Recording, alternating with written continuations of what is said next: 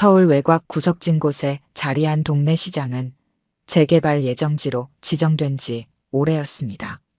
낡은 천막과 녹슨 철제 프레임들이 시장 골목을 따라 줄지어 서 있었고 시간이 멈춘 듯한 정적이 흐르는 곳이었죠.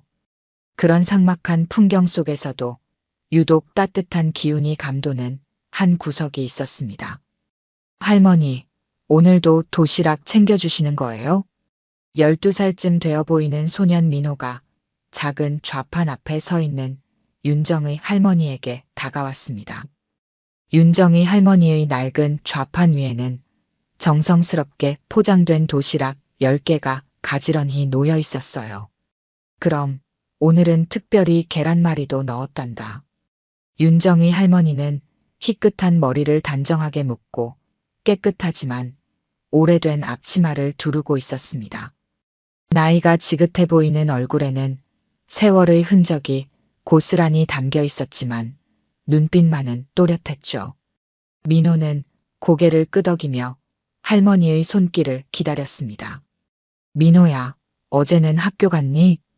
윤정의 할머니가 도시락을 건네며 물었습니다. 그녀의 목소리는 조용했지만 단호했어요. 민호는 잠시 머뭇거리다가 고개를 저었습니다. 가기 싫었어요. 민호가 말을 흐리자 윤정의 할머니는 한숨을 내쉬었습니다. 이 아이는 부모님이 지방에서 일하느라 할머니와 단둘이 살고 있었죠. 요즘은 학교에 잘 가지 않는다는 소문이 들려왔습니다. 내일은 꼭 가거라. 공부해야 네 앞길이 열리는 법이야. 할머니의 말에 민호는 대답 없이 도시락만 꼭 쥐었습니다. 윤정의 할머니는 더 다그치지 않고 다른 도시락을 정리하기 시작했어요. 그녀는 매일 아침 이렇게 시장 주변의 독거노인들과 민호 같은 아이들에게 나눠줄 도시락을 준비했습니다. 아무도 그녀에게 그런 일을 부탁한 적은 없었지만 윤정의 할머니는 묵묵히 자신의 일을 해나갔어요. 할머니, 오늘도 수고가 많으시네요. 양파를 파는 김씨 아저씨가 인사를 건넸습니다. 윤정의 할머니는 미소로 답했어요. 시장 사람들은 그녀를 존경했습니다. 누구도 그녀의 과거에 대해 자세히 알지 못했지만 그저 평범한 할머니로 여겼죠. 거동이 불편한 노인들에게 도시락을 배달하고 시장 구석구석을 청소하며 가끔은 상인들의 고민도 들어주는 사람이었습니다. 김 씨는 오늘도 일찍 나왔네요. 손주 학비 마련하느라 고생이 많죠. 윤정의 할머니의 말에 김 씨는 쓴웃음을 지었습니다. 그녀는 시장 사람들의 사정을 모두 꿰고 있는 듯 했어요. 누구에게나 따뜻하게 대했고 그 어떤 일에도 나서서 해결하려 들지 않았습니다. 그저 조용히 자신의 자리를 지키며 할 수 있는 일을 했을 뿐이었죠. 그날 오후 시장 분위기가 갑자기 삭막해졌습니다. 검은색 승용차 세대가 시장 입구에 나란히 주차되었고 검은 정장을 입은 젊은 남자들이 내렸어요. 그들의 걸음걸이에서 위압감이 느껴졌습니다. 저 사람들 또 왔네. 김 씨가 작게 중얼거렸습니다. 윤정의 할머니는 말없이 남은 도시락을 정리하며 그들을 힐끗 바라보았어요. 3명의 남자는 시장 상인들의 눈치를 살피며 천천히 걸어왔습니다. 그중 앞서 걷던 남자가 윤정의 할머니의 좌판 앞에서 멈춰 섰어요. 또 여기서 뭐 하시는 거예요? 여기 곧 철거 들어간다고 몇 번을 말씀드려요. 남자의 목소리는 거칠었습니다. 윤정의 할머니는 고개를 들어 그를 바라보았지만 아무 말도 하지 않았어요. 그저 도시락을 싸던 손을 멈추었을 뿐이었죠. 이봐요, 할머니. 이제 이 구역은 우리 형님 소유가 됐다고요. 좋게 말할 때 정리하고 나가세요. 윤정의 할머니는 여전히 침묵을 지켰습니다. 주변 상인들은 불안한 눈빛으로 그 상황을 지켜보았어요. 시장 재개발을 추진하는 업체와 연결된 조직의 사람들이란 것을 모두가 알고 있었지만 누구도 나서서 말릴 용기가 없었습니다. 아직도 저기 청년 쉼터랑 무료 급식소 지키겠다고 버티시는 거예요? 나이 처먹고 자리나 차지하고 누가 무서워한다고. 남자의 말은 점점 거칠어졌습니다. 윤정이 할머니의 눈빛이 잠시 흔들렸지만 곧 평온을 되찾았어요. 그녀는 조용히 도시락 포장을 마무리하고 자리에서 일어났습니다. 시간이 됐네요. 도시락 배달할 시간이에요. 그녀의 말에 남자는 어이없다는 표정을 지었습니다. 윤정이 할머니는 그를 지나쳐 도시락 바구니를 들고 걸어갔어요. 그 모습이 어쩐지 위태롭게 보였지만 그녀의 등은 꼿꼿했습니다. 오랜 세월을 이겨낸 사람처럼, 그리고 더 많은 것을 견뎌낼 수 있는 사람처럼 말이죠. 시장 사람들은 그날도 윤정이 할머니가 무사히 돌아오기를 바라며 각자의 자리로 돌아갔습니다. 아무도 알지 못했지만 그녀의 과거와 현재 사이에는 깊은 골이 있었고 그 골을 메우기 위해 그녀는 오늘도 묵묵히 걸어가고 있었어요. 다음 날 시장은 평소보다 조용했습니다. 상인들은 어제 있었던 일을 아직도 기억하고 있었고 불안한 기색이 역력했죠. 윤정이 할머니는 늘 그랬듯 이른 아침부터 좌판을 펴고 도시락을 준비하고 있었습니다. 손놀림은 지난 날과 다름없이 정확하고 능숙했어요. 할머니, 저 사람들 때문에 걱정 안 되세요? 옆 좌판에서 과일을 파는 박 씨가 조심스레 물었습니다. 윤정이 할머니는 잠시 손을 멈추고 생각에 잠겼어요. 세상 일이란 게 다 그렇지 않나요? 오늘 할 일이나 제대로 하면 그만이에요. 할머니의 담담한 대답에 박 씨는 고개를 끄덕였지만 여전히 불안해 보였습니다. 시장 재개발 문제는 이미 몇 달째 지속되고 있었어요. 대부분의 상인들은 보상금을 받고 떠날 준비를 하고 있었지만 윤정이 할머니가 운영하는 청년 쉼터와 무료 급식소는 문제였습니다. 그곳은 법적으로 보호받을 수 있는 시설도 아니었고 보상 대상도 아니었죠. 어제 그 사람들 말로는 이번 주까지만 시간을 준다고 하더라고요. 박 씨의 말에 윤정이 할머니는 미소만 지었습니다. 그녀에게는 자신만의 계획이 있는 듯 했어요. 반찬통에 계란말이를 담으며 말했습니다. 걱정 마세요. 세상 일이 꼭 주먹으로만 해결되는 건 아니니까요. 윤정이 할머니의 말에 묘한 힘이 실려 있었습니다. 마치 오랜 세월 동안 많은 것을 겪어온 사람의 여유로움 같았죠. 박 씨는 더 이상 묻지 않고 자신의 일로 돌아갔습니다. 오전이 지나고 점심시간이 되자 시장은 다시 활기를 띠기 시작했어요. 근처 공장과 사무실에서 점심을 먹으러 온 사람들로 골목이 붐볐습니다. 윤정이 할머니는 도시락을 모두 포장하고 배달 준비를 하고 있었어요. 그때였습니다. 검은 승용차 세대가 다시 시장 입구에 나타났어요. 어제와 같은 남자들이 내렸고 이번에는 더 많은 사람들이 함께했습니다. 그들 중 리더로 보이는 남자는 30살 정도로 보였고 날카로운 눈매와 단단한 체격을 가지고 있었어요. 찬호야, 오늘은 확실히 정리해. 리더가 젊은 남자에게 말했습니다. 찬호라 불린 남자는 고개를 끄덕이며 몇몇 사람들을 이끌고 시장 안으로 들어왔어요. 그들은 상인들에게 각각 통지서를 나눠주기 시작했습니다. 이제 이 구역 철거 들어갑니다. 빨리빨리 치우세요. 내일까지예요. 찬호의 목소리는 차갑고 단호했습니다. 상인들은 두려움에 떨며 통지서를 받아들었어요. 아무도 저항하지 못했습니다. 드디어 그들이 윤정이 할머니의 좌판 앞에 도착했을 때 할머니는 도시락 바구니를 들고 막 자리를 떠나려던 참이었어요. 할머니, 어디 가세요? 이거 받으셔야죠. 찬호가 통지서를 내밀었습니다. 윤정이 할머니는 그를 바라보았지만 받지 않았어요. 나는 받을 필요 없어요. 내가 있는 곳은 시장이 아니라 시장 뒤편 공터예요. 거기는 아직 개발 구역에 포함되지 않았죠. 할머니의 말에 찬호는 눈썹을 찌푸렸습니다. 그의 뒤에 있던 다른 남자가 앞으로 나섰어요. 할머니, 그냥 순순히 받으세요. 안 그러면 우리가 할머니한테 어떻게 할지 몰라요. 그 말에 주변 상인들이 걱정스러운 표정으로 쳐다보기 시작했습니다.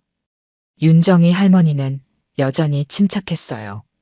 도시락 바구니를 단단히 쥐고 말했습니다. 나는 갈 길이 있어요. 이 도시락들은 기다리는 사람들에게 가져가야 해요. 할머니는 그들을 지나치려 했지만 남자들이 그녀의 앞을 막아섰습니다. 찬호가 다시 한번 통지서를 내밀었어요. 할머니, 우리도 일하는 사람이에요. 협조 좀 해주세요. 윤정이 할머니는 한숨을 내쉬었습니다. 그녀의 눈에 잠시 피로가 스쳤지만 곧 다시 단호한 표정으로 돌아왔어요. 내가 말했잖아요. 내가 있는 곳은 개발 구역이 아니라고. 법을 알아요. 시장 뒤편 공터는 아직 구청 소유지예요. 구청에서 허가한 청년 쉼터와 무료 급식소가 있는 곳이죠.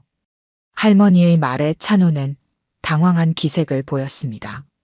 그는 리더에게 시선을 돌렸고 리더는 불쾌한 표정으로 직접 다가왔어요.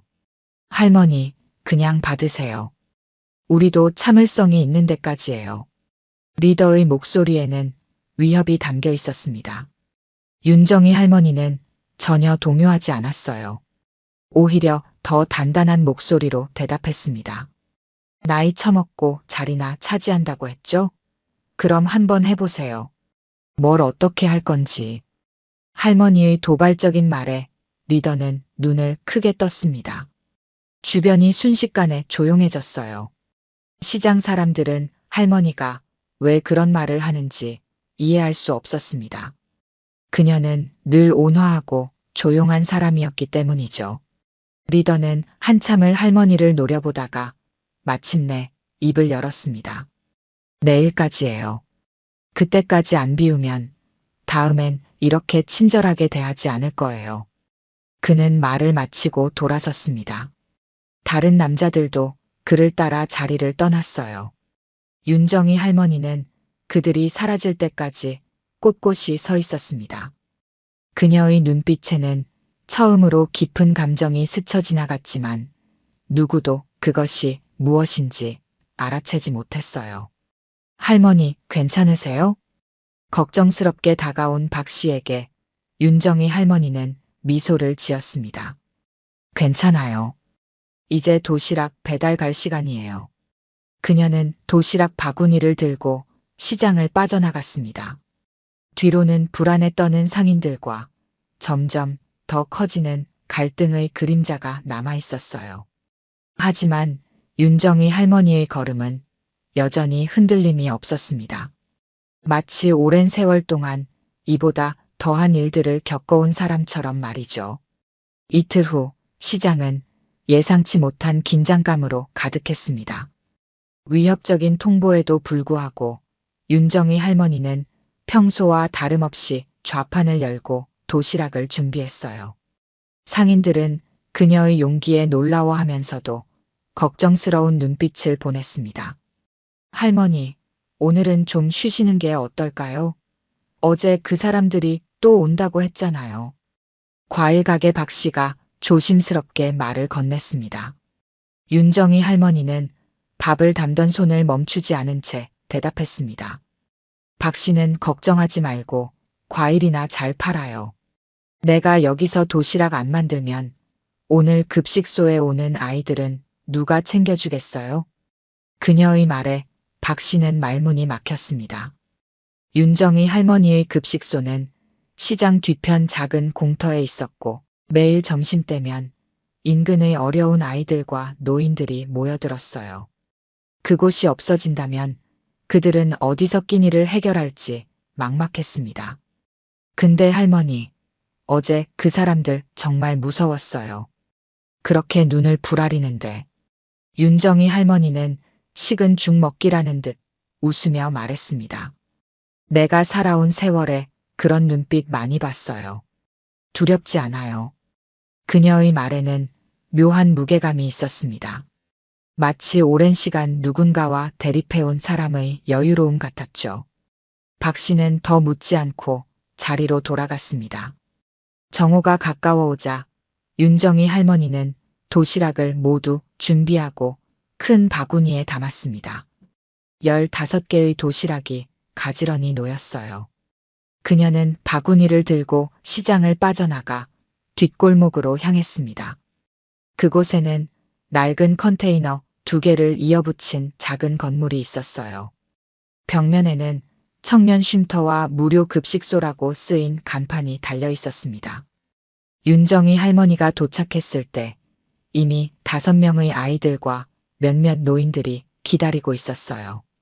그 중에는 민호도 있었습니다. 할머니, 제가 도와드릴게요.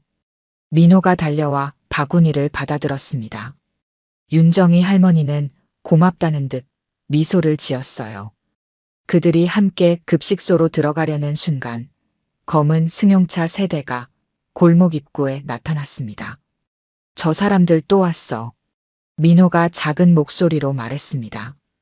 윤정이 할머니는 아이의 어깨를 토닥이며 말했어요. 민호야, 너는 먼저 들어가. 도시락 풀어놓고 다른 아이들도 불러. 민호는 불안한 눈빛으로 할머니를 바라보다가 급식소 안으로 들어갔습니다. 윤정이 할머니는 그 자리에 서서 다가오는 남자들을 기다렸어요. 어제 보았던 리더와 찬호를 포함한 5명의 남자들이 그녀에게 다가왔습니다. 리더는 무표정한 얼굴로 주변을 둘러보더니 컨테이너 건물을 가리켰어요. 이게 할머니가 그렇게 지키려는 곳이에요? 이런 허름한 곳을? 윤정이 할머니는 담담하게 대답했습니다. 여기가 내 전부예요. 여기서 아이들에게 밥도 주고 공부도 가르쳐요. 나 같은 노인들이 모여서 이야기도 나누고요. 리더는 비웃듯 웃었습니다. 할머니, 우리가 어제 말했잖아요. 오늘까지 비우라고. 좋게 말할 때 그냥 비우세요. 이런 것 때문에 큰 사업이 지연되면 곤란해요. 윤정이 할머니는 눈 하나 깜짝하지 않고 그를 마주 보았습니다. 나는 여기서 안 나가요. 여기는 구청에서 허가받은 시설이에요. 당신들이 함부로 할 수 없어요. 리더의 얼굴이 점점 붉어졌습니다. 그는 뒤에 있던 다른 남자들을 향해 고개를 끄덕였어요. 그중 한 명이 앞으로 나서며 말했습니다. 할머니, 우리도 참을성이 있는 데까지예요. 이제 그만 고집 부리세요. 윤정이 할머니는 여전히 자리를 지켰습니다. 그녀의 눈에는 두려움이 아닌 결연함이 담겨 있었어요. 나는 내 자리에서 할 일을 할 뿐이에요. 당신들도 할 일이 있으면 하세요. 그 말에 리더의 인내심이 한계에 달한 듯 했습니다. 그는 찬호를 향해 고개를 끄덕였어요. 찬호는 잠시 망설이는 듯 했지만 곧 윤정의 할머니에게 다가갔습니다. 할머니, 마지막으로 말씀드립니다. 여기서 나가세요. 윤정의 할머니는 대답 대신 그의 눈을 똑바로 바라보았습니다. 찬호의 눈빛이 흔들렸지만 그는 임무를 수행해야 했어요. 그가 할머니의 팔을 잡으려 했을 때 급식소 문이 열리고 민호가 뛰어나왔습니다. 할머니, 도시락이 모자라요. 오늘 더 많은 사람들이 왔어요. 민호는 상황을 파악하지 못한 채 외쳤습니다. 그제야 그는 남자들을 발견하고 멈춰 섰어요. 윤정이 할머니는 급히 민호에게 손짓했습니다. 민호야, 들어가 있어. 하지만 이미 늦었습니다. 리더가 민호를 향해 다가섰어요. 이런, 어린 꼬마도 있네. 할머니 덕분에 오늘 재미있는 구경을 하게 됐구나. 그의 말에 윤정이 할머니의 표정이 처음으로 변했습니다. 그녀는 민호와 리더 사이에 서서 단호하게 말했어요. 아이한테는 손대지 마세요. 그녀의 목소리에 처음으로 날이 서 있었습니다. 리더는 이상한 듯 그녀를 바라보았어요. 그는 윤정이 할머니의 변화를 느꼈지만 그것이 무엇인지 알 수 없었습니다. 할머니가 이러시면 우리도 어쩔 수 없어요. 리더의 신호에 따라 찬호를 제외한 다른 남자들이 급식소 안으로 들어가기 시작했습니다. 윤정이 할머니는 그들을 막으려 했지만 한 남자가 그녀를 거칠게 밀쳤어요. 그녀는 중심을 잃고 바닥에 넘어졌습니다. 할머니, 민호가 달려와 윤정이 할머니를 부축했습니다. 할머니의 팔꿈치가 긁혀 피가 났어요. 그녀는 아파하는 기색 없이 일어나려 했지만 또 다른 남자가 그녀 앞에 서서 막았습니다. 이따위 동정질하러 왜 나왔어요? 그냥 편하게 집에나 계시지. 그의 말에 윤정이 할머니의 눈에 섬광이 번쩍였습니다. 그녀는 천천히 자리에서 일어났어요. 민호의 부축을 뿌리치고 홀로 서서 주변을 둘러보았습니다. 급식소 안에서는 아이들과 노인들의 놀란 표정이 보였고 밖에서는 조직원들이 그녀를 둘러싸고 있었어요. 윤정이 할머니는 깊은 한숨을 내쉬었습니다. 그녀의 눈빛이 변했어요. 이제 그 눈에는 오랜 세월 동안 감춰온 무언가가 서서히 깨어나고 있었습니다. 민호야, 안으로 들어가렴. 할머니가 금방 따라갈게. 민호는 불안한 눈빛으로 할머니를 바라보았지만 그녀의 단호한 목소리에 순순히 급식소 안으로 들어갔습니다. 윤정이 할머니는 그를 바라보다가 다시 남자들을 향해 돌아섰어요. 당신들은 내가 누군지 모르는 모양이구나. 그녀의 목소리는 더 이상 평범한 할머니의 목소리가 아니었습니다. 그 한마디에 남자들이 잠시 멈춰서서 그녀를 바라보았어요. 리더가 앞으로 나서며 물었습니다. 할머니가 누구시길래요? 윤정이 할머니는 대답하지 않았습니다. 그저 천천히 자신의 셔츠 소매를 걷어올리기 시작했어요. 그 모습이 너무나 의미심장해 보여 모두가 숨을 죽였습니다. 무언가 중요한 순간이 다가오고 있다는 것을 그들은 본능적으로 느꼈어요. 시간이 멈춘 듯 했습니다. 윤정이 할머니의 손이 천천히 셔츠 소매를 걷어올리는 동안 주변의 모든 소리가 사라진 것 같았어요. 조직원들은 그녀의 행동을 의아한 눈빛으로 지켜보았습니다. 찬호는 본능적으로 한 걸음 물러섰죠. 지금 뭐 하시는 거예요, 할머니? 리더가 짜증 섞인 목소리로 물었지만 윤정의 할머니는 대답하지 않았습니다. 그녀의 표정은 이제 완전히 달라져 있었어요. 주름진 얼굴에는 평소의 온화함 대신 단단한 결의가 담겨 있었습니다. 윤정이 할머니는 소매를 걷어올린 후 천천히 몸을 돌렸습니다. 그리고 셔츠의 등 부분을 살짝 들어 올렸어요. 그 순간 모든 사람의 시선이 할머니의 허리 부분에 고정되었습니다. 그곳에는 희미하게 남아있는 문신이 있었어요. 오랜 세월이 지나 색이 바랬지만 그 형태는 여전히 선명했습니다. 청룡이 하늘로 승천하는 모양의 문신이었죠. 조직원들 중 누군가가 숨을 크게 들이켰습니다. 저건. 찬호가 말을 더듬었습니다. 그의 얼굴이 창백해졌어요. 리더도 이제는 놀란 표정을 감추지 못했습니다. 그는 불안한 눈빛으로 주변 조직원들을 바라보았죠. 무슨 문신인데? 왜 그래? 리더가 찬호에게 물었습니다. 찬호는 대답하지 못하고 그저 할머니를 바라볼 뿐이었어요. 윤정이 할머니는 천천히 셔츠를 내리고 다시 그들을 향해 돌아섰습니다. 모르는 모양이구나. 할머니의 목소리는 놀라울 정도로 침착했습니다. 그녀는 잠시 생각에 잠기는 듯 했다가 다시 입을 열었어요. 너희 조직의 윗사람에게 물어보렴. 청룡파 정한수라는 이름을 알고 있을 테니. 그 이름을 듣는 순간 조직원들 사이에서 작은 술렁임이 일었습니다. 가장 나이 많아 보이는 조직원이 앞으로 나섰어요. 그는 50대 중반쯤 되어 보였고 지금까지 뒤에서 상황을 지켜보기만 했습니다. 형님, 이 문신, 설마 청룡파 정한수 형님 그분 부인?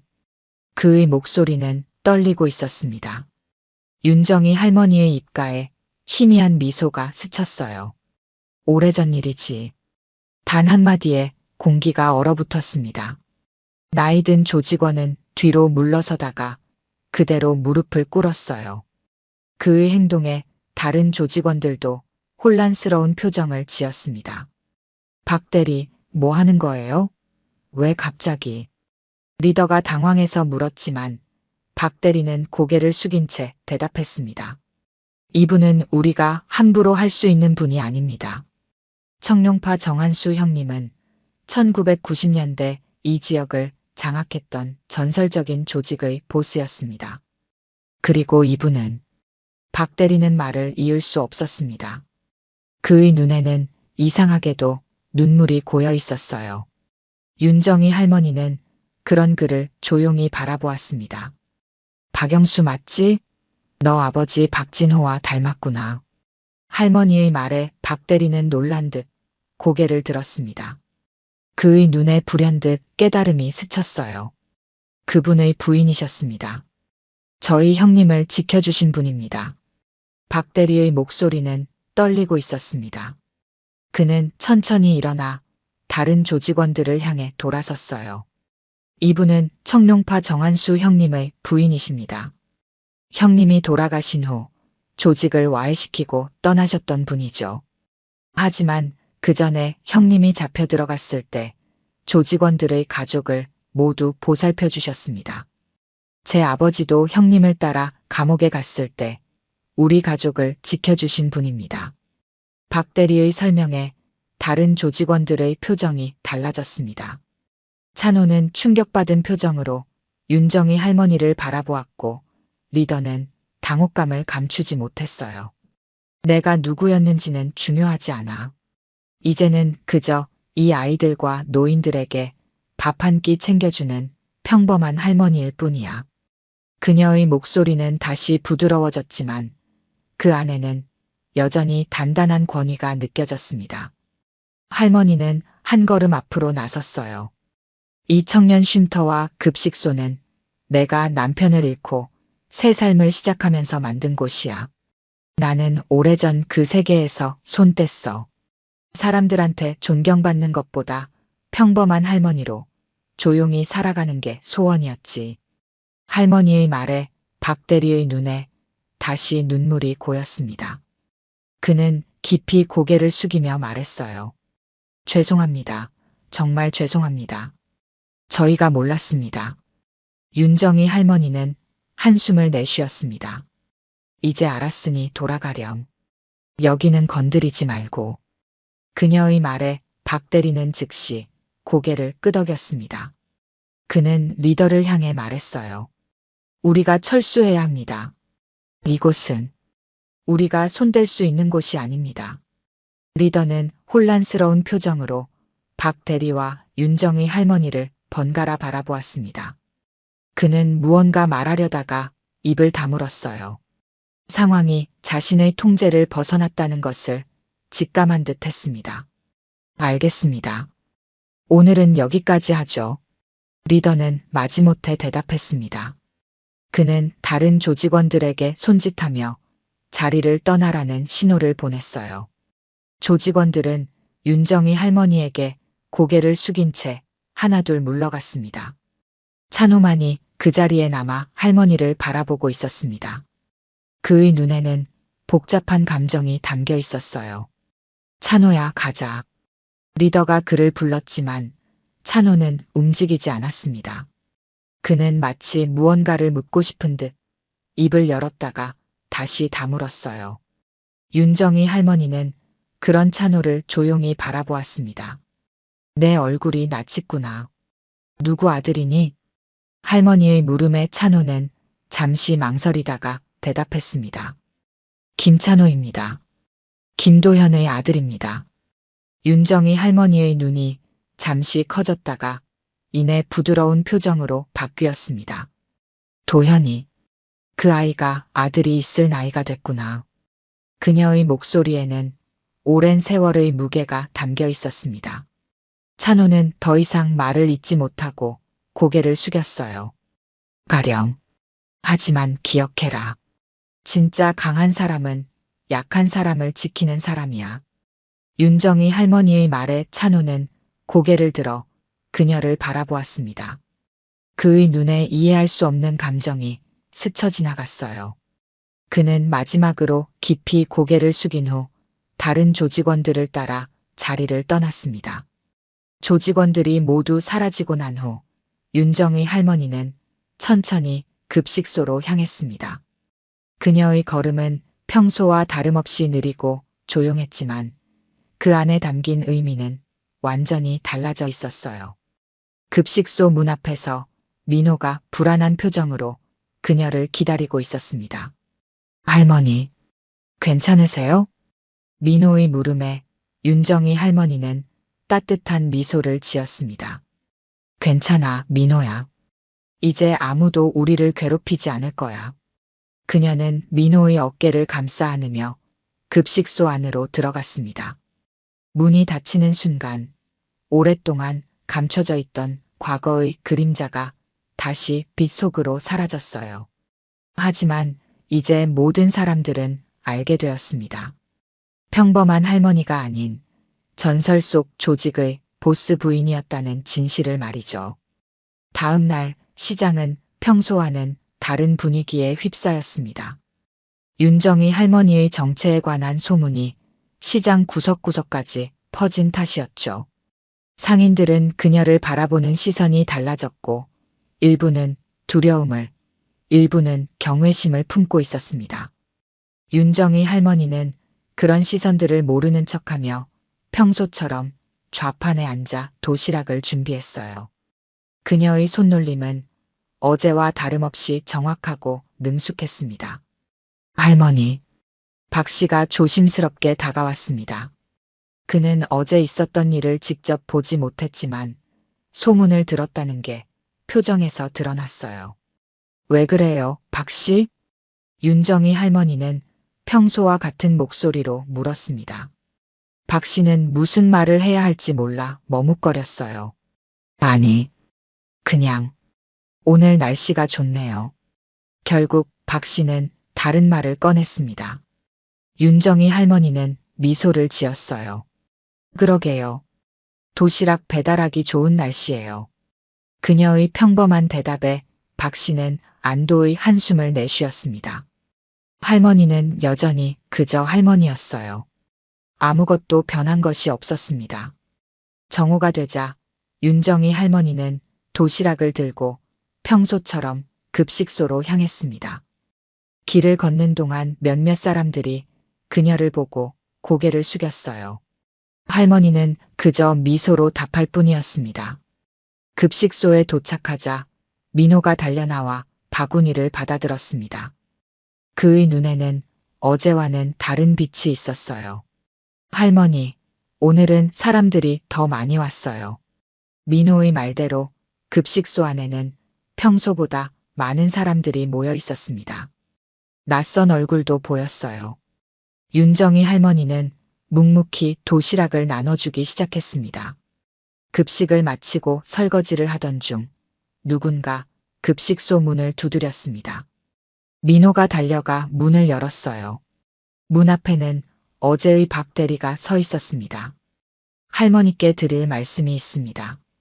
박 대리의 목소리는 공손했습니다. 윤정이 할머니는 설거지를 마저 끝내고 손을 닦은 후 그를 맞이했어요. 무슨 일이니?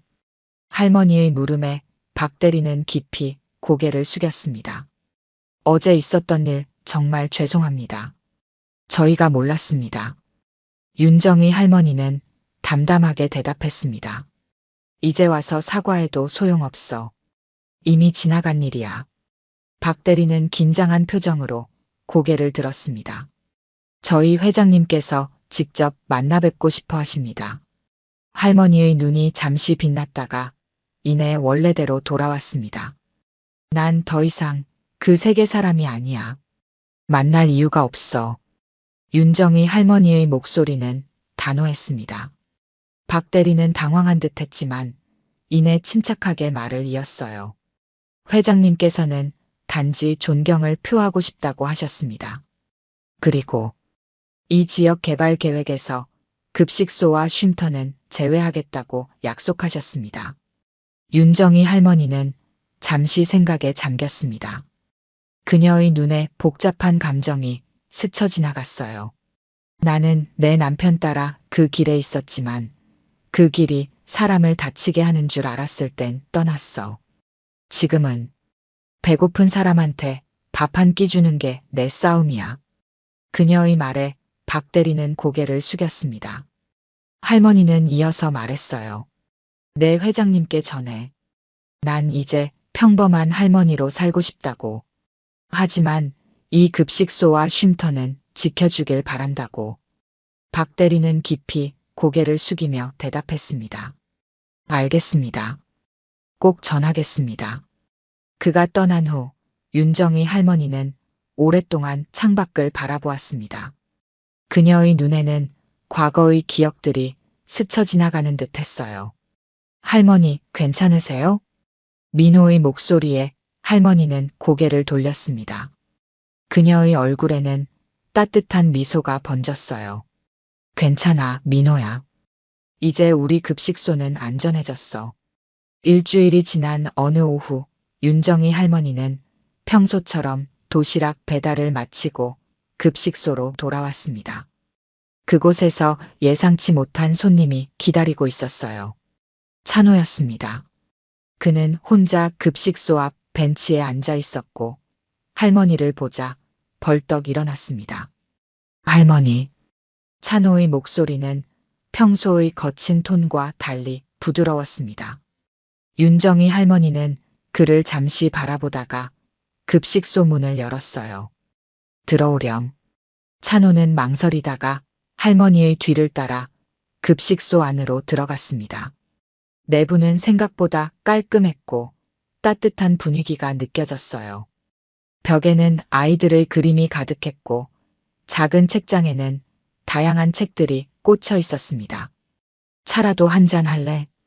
윤정희 할머니의 물음에 찬호는 고개를 끄덕였습니다.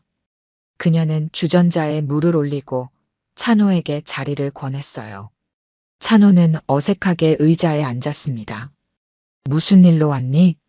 할머니의 직접적인 질문에 찬호는 잠시 당황했습니다.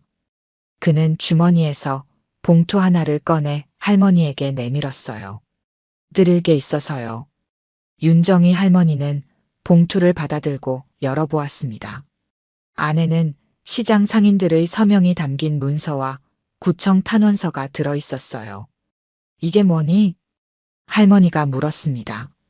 찬호는 깊은 숨을 들이쉬고 대답했어요. 시장 재개발에서 이 급식소와 쉼터 부지를 제외해달라는 탄원서입니다. 상인들 서명도 받았고 구청에도 이미 제출했어요. 윤정희 할머니의 눈이 커졌습니다. 그녀는 서류를 자세히 살펴보았어요. 어르신, 도와드리고 싶어요. 찬호의 목소리는 진심이 담겨 있었습니다. 할머니는 서류를 내려놓고 그를 바라보았어요. 왜? 단 한마디 질문에 찬호는 고개를 숙였습니다. 잠시 침묵이 흐른 후 그가 입을 열었어요.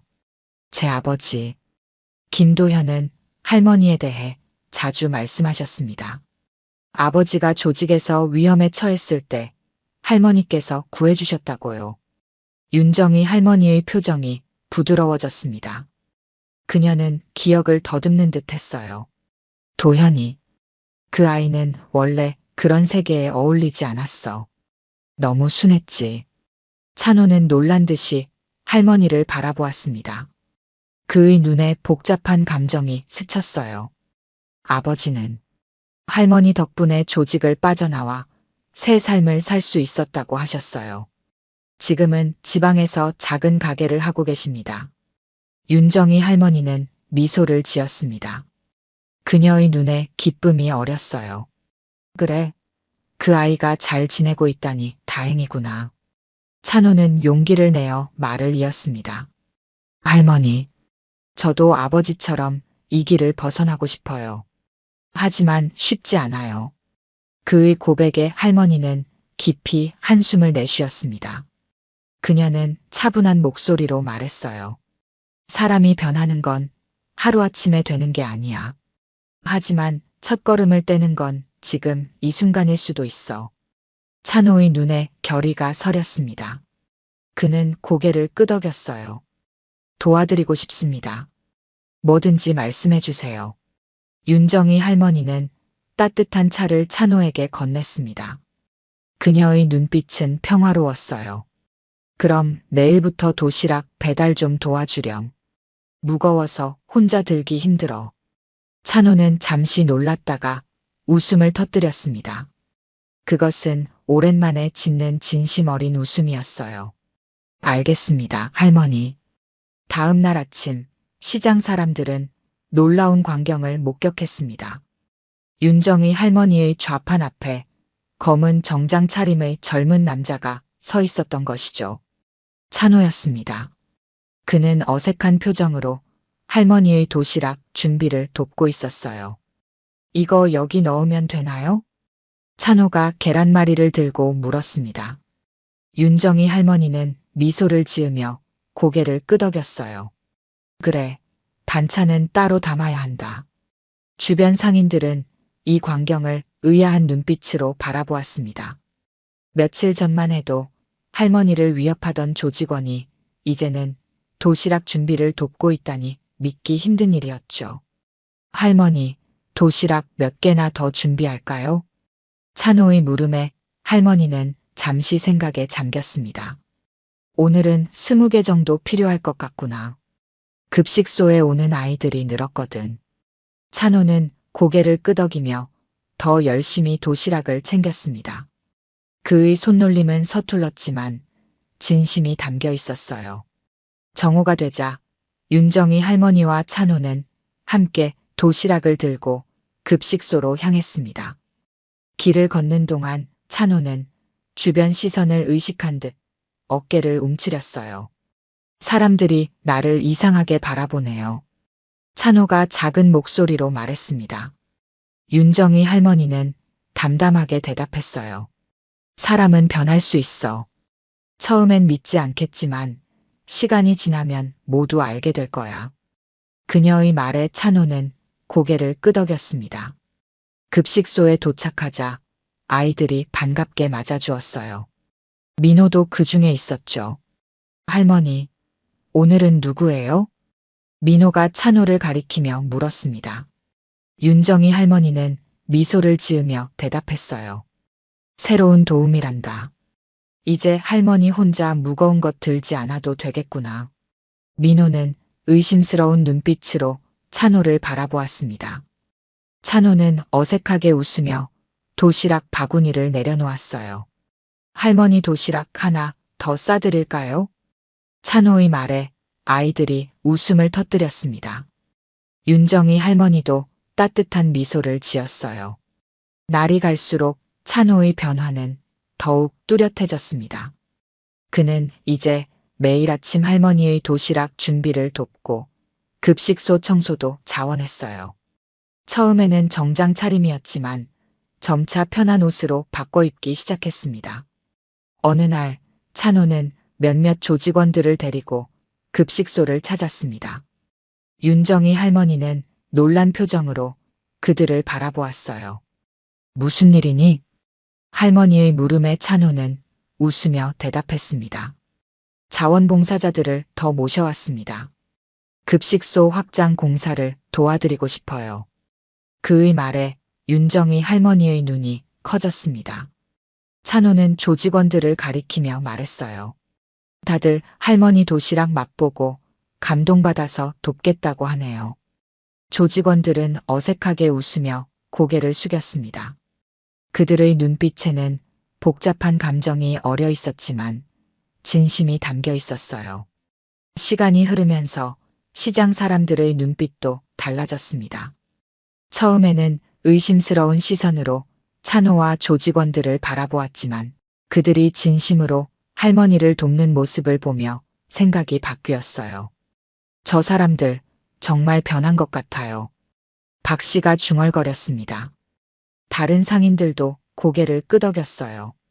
윤정이 할머니의 따뜻함이 이 작은 시장의 분위기를 완전히 바꿔놓고 있었습니다. 변화는 여기서 그치지 않았습니다. 시장 재개발 계획도 수정되었어요. 급식소와 쉼터 부지는 그대로 남겨두기로 했고 시장은 현대화하되 상인들이 계속 장사할 수 있는 방안이 마련되었습니다. 찬호는 이제 조직에서의 위치도 달라졌습니다. 그는 공식적으로 급식소와 쉼터 관리를 맡게 되었고 더 많은 지원을 이끌어내기 위해 노력했어요. 할머니, 이제 이곳은 안전합니다. 찬호의 말에 윤정이 할머니는 고개를 끄덕였습니다. 그녀의 눈에는 평화로운 기쁨이 담겨 있었어요. 한 달 후 윤정이 할머니의 급식소는 완전히 새로운 모습으로 변했습니다. 허름했던 컨테이너는 깔끔한 건물로 바뀌었고 내부는 아이들이 공부할 수 있는 공간과 노인들이 쉴 수 있는 공간으로 나뉘어 있었어요.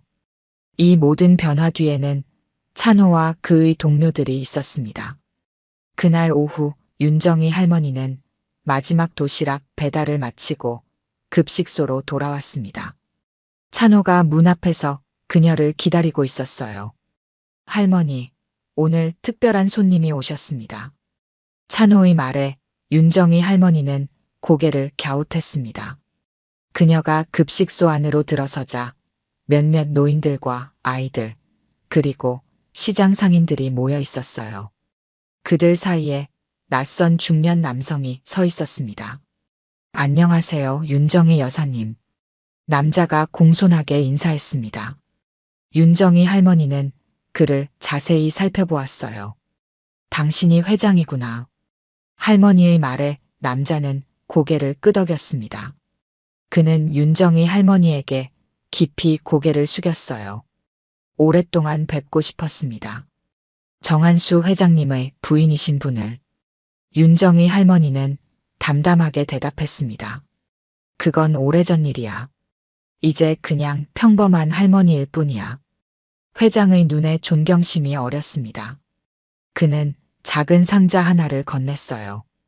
이것은 정한수 회장님이 남기신 물건입니다. 마땅히 여사님께 돌아가야 할 것들이죠. 윤정희 할머니는 망설이다가 상자를 받아들었습니다. 그 안에는 오래된 사진 한 장과 작은 비단 스카프가 들어있었어요. 스카프에는 청룡이 하늘로 승천하는 모양이 수놓아져 있었습니다. 한수가. 할머니의 목소리가 살짝 떨렸습니다. 그녀는 스카프를 조심스럽게 만졌어요. 회장은 공손하게 말을 이었습니다. 이제 저희는 떠나겠습니다. 이 급식소와 쉼터는 앞으로도 계속 보호하겠습니다. 그는 인사를 마치고 자리를 떠났습니다. 윤정희 할머니는 스카프를 품에 안은 채 잠시 그 자리에 서 있었어요. 저녁이 되자 급식소에는 평소보다 많은 사람들이 모였습니다. 찬호와 민호가 함께 음식을 나눠주었고 할머니는 의자에 앉아 도시락 상자를 정리했어요. 그녀는 문득 셔츠를 살짝 올려 등 뒤의 문신을 확인했습니다. 그리고 회장이 건넨 스카프를 꺼내 문신 위에 천사 날개처럼 수놓은 작은 자수 스카프를 덮었어요. 할머니, 그거 뭐예요? 뒤에서 민호가 다가와 물었습니다. 윤정희 할머니는 따뜻한 미소를 지으며 대답했어요. 그건 내가 살아온 길이야. 하지만 앞으로는 너희들이 살아갈 길을 닦아줄게. 민호는 고개를 갸웃거리며 할머니를 바라보았습니다. 그는 아직 그 말의 의미를 완전히 이해하지 못했지만 할머니의 눈에 담긴 따뜻함은 느낄 수 있었어요. 찬호가 다가와 할머니 옆에 앉았습니다. 그의 얼굴에는 평온함이 깃들어 있었어요. 할머니, 제가 배운 게 많습니다. 윤정이 할머니는 그의 어깨를 토닥였습니다. 사람은 늘 배우며 사는 거야. 나도 매일 배우고 있어. 찬호의 눈에 결의가 서렸습니다. 그는 진지한 목소리로 말했어요. 저, 나중에 할머니처럼 살고 싶어서요. 예전엔 몰랐습니다. 윤정이 할머니의 눈가에 주름이 깊게 패였습니다. 그것은 행복한 웃음의 흔적이었어요. 진짜 강한 사람은 이렇게 늙는 거야. 약한 사람을 지키며 더 나은 세상을 만들려고 노력하면서. 할머니의 말에 찬호는 고개를 끄덕였습니다. 그의 눈에 결연한 의지가 담겨 있었어요. 밖에서는 해가 저물고 있었습니다. 윤정이 할머니는 창밖을 바라보며 과거와 현재, 그리고 미래가 만나는 순간을 느꼈습니다. 그녀가 지나온 길은 험난했지만 지금 이 순간 그녀는 평화로웠어요. 할머니, 내일도 도시락 같이 만들어요. 민호의 밝은 목소리가 할머니의 생각을 깨웠습니다. 윤정이 할머니는 따뜻한 미소를 지으며 고개를 끄덕였어요. 그래, 내일도 모레도 앞으로도 계속. 그녀의 말에 급식소 안의 모든 사람들이 웃음을 지었습니다. 윤정이 할머니의 평범한 삶 속에서 진정한 강함이 무엇인지 모두가 배우고 있었어요. 오늘 들려드린 이야기가 여러분의 마음에 작은 울림이 되었기를 바랍니다. 이야기가 좋으셨다면 좋아요와 구독 부탁드려요. 다음 사연을 들려드리는데 큰 힘이 된답니다. 그리고 여러분의 이야기도 댓글로 들려주세요. 다음 이야기 때 또 뵙겠습니다.